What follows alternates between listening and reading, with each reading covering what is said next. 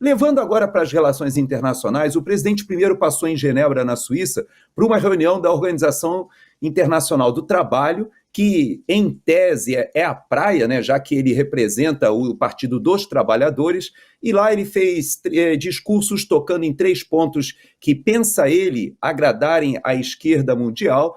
Ele fala sobre a questão de meio ambiente, fala a questão da taxação dos ricos, chega a falar alguma coisa também sobre a situação até mesmo do Brasil, porque ele fala sobre desmatamento, que ele não diz que está aumentando, mas diz que promete até 2030 zerar, e também fala alguma coisa que deixou um pouco o pessoal preocupado, criticando Israel.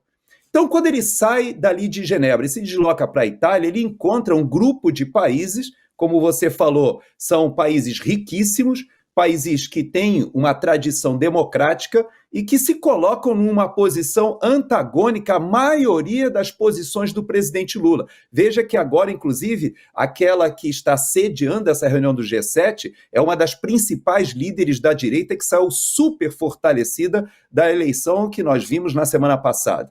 Então, é um momento muito delicado, viu, Paulo, para a diplomacia brasileira. Eu creio que o presidente Lula deve estar numa situação muito constrangedora, porque ele participou de uma reunião que poderia até trazer algum benefício para o Brasil, mas o que nós vimos foram imagens constrangedoras, na minha opinião. Olha só, já que nós estamos falando disso, nós temos essa imagem do presidente Lula meio perdidão nessa reunião que aconteceu hoje. Nós vamos mostrar, nós vamos soltar agora, vou pedir ao nosso pessoal, a nossa técnica, para soltar a imagem. Aí está o presidente Lula, meio perdidão, ninguém em volta dele, está mais parecendo o ministro Gilmar Mendes naquela festa, naquele encontro social, né, no final do ano passado, né, do ano judiciário, onde ele ficava andando sozinho e nada demais. Então, o presidente Lula estava aí perdidão, exatamente como você falou. Mas nós temos uma outra fala dele, onde ele acusa o Elon Musk, o empresário americano Elon Musk, quando ele fala da taxação dos super ricos. Eu também vou pedir para colocar agora. Vamos ouvir a fala do presidente Lula. Nossa iniciativa prioritária, Aliança Global contra a Fome e a Pobreza, busca acelerar os esforços para eliminar essas chagas. O Brasil está impulsionando a proposta de taxação dos super ricos no debate do G20. Nunca antes o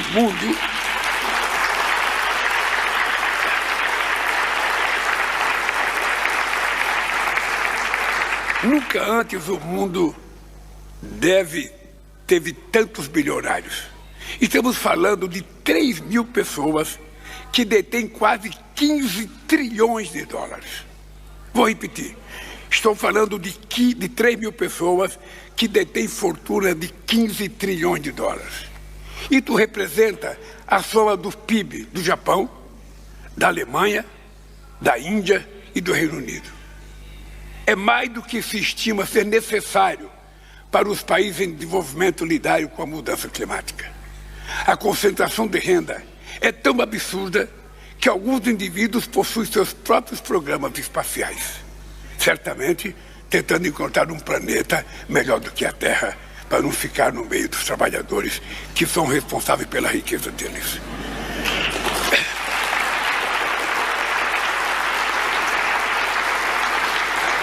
Não precisamos buscar saída em Marte.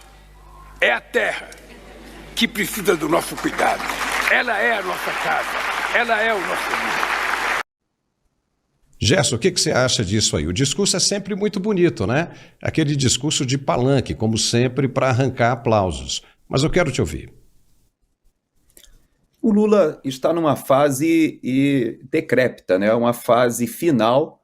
Eu creio que ele sabe disso e, de certa forma, a comunidade internacional também identifica. Da mesma maneira como a gente vê sinais de senilidade no presidente Joe Biden que refletem, inclusive, na geopolítica mundial, essa certa fragilidade dos Estados Unidos em várias questões.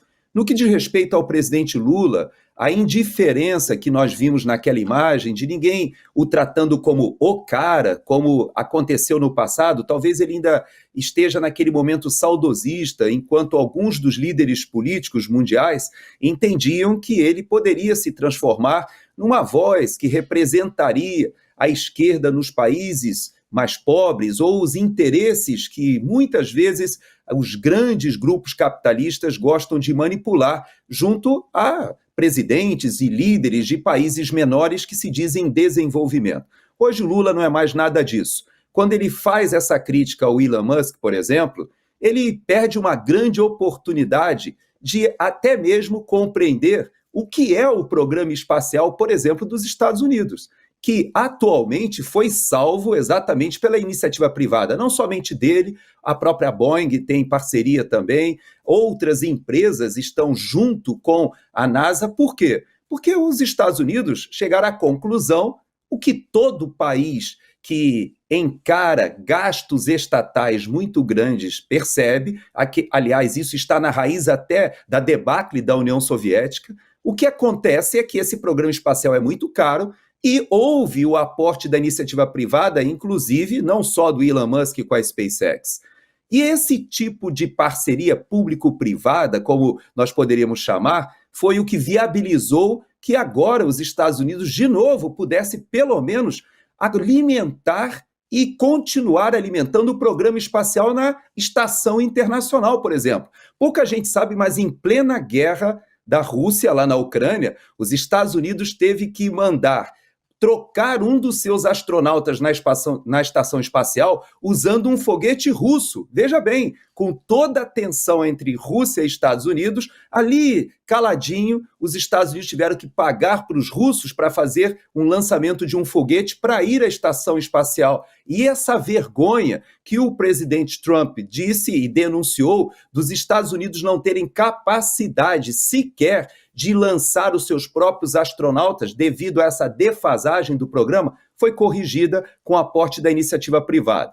Ele já fez várias críticas a Starlink, a outros empreendimentos, mas enquanto você vê, por exemplo, a Argentina atraindo o capital internacional, o que a gente percebe hoje é que o Brasil se tornou o país menos atrativo justamente por causa desse tipo de mensagem hostil ao empreendedorismo. E por último, eu quero até fazer uma pequena observação daquela imagem que a gente viu do Lula ali meio perdido, né? Ele faz essas aparições e mostra que não somente ele está anacronicamente situado no mundo, mas ele também não percebe nem o que está acontecendo. Ali no G7 foi decidido, por exemplo, veja só, direcionar 50 bilhões de dólares de fundos russos que estão congelados com esses 7 países ricos para justamente subsidiar a reconstrução da Ucrânia. Então você veja que o próprio presidente Lula, ele tem se posicionado a favor do presidente da Rússia num momento muito delicado ali para a União Europeia e para a Europa. E ele chega ali na Europa e se coloca como alguém que está pró-Hamas, contra Israel, pró-Rússia, e no momento em que toda a Europa está passando uma grande dificuldade energética por causa da guerra na Ucrânia, ou seja, ele se coloca sempre do lado errado nos momentos mais inoportunos. Então, por isso, todo esse isolamento que ele passa. Falar de inteligência artificial com um homem que na semana passada no Brasil disse para os cientistas brasileiros que eles tinham que ter vergonha na cara para desenvolver uma inteligência artificial autóctone, ou seja, uma inteligência artificial que falasse português para que a nossa tecnologia não fosse roubada como foi de Santos Dumont, é muita estultícia sendo falado ao mesmo tempo, Paulo. E as pessoas percebem. Não é uma questão de senilidade. Eu creio que ele, de fato, hoje externa um pouco desse gap cultural que ele tem e que essa fala, como você disse, somente remetendo a essa capacidade de mexer com as massas, isso já foi diluído e hoje esse Lula não é mais. Esse é o Dilma 3, não tem nada a ver com Lula 1 e 2.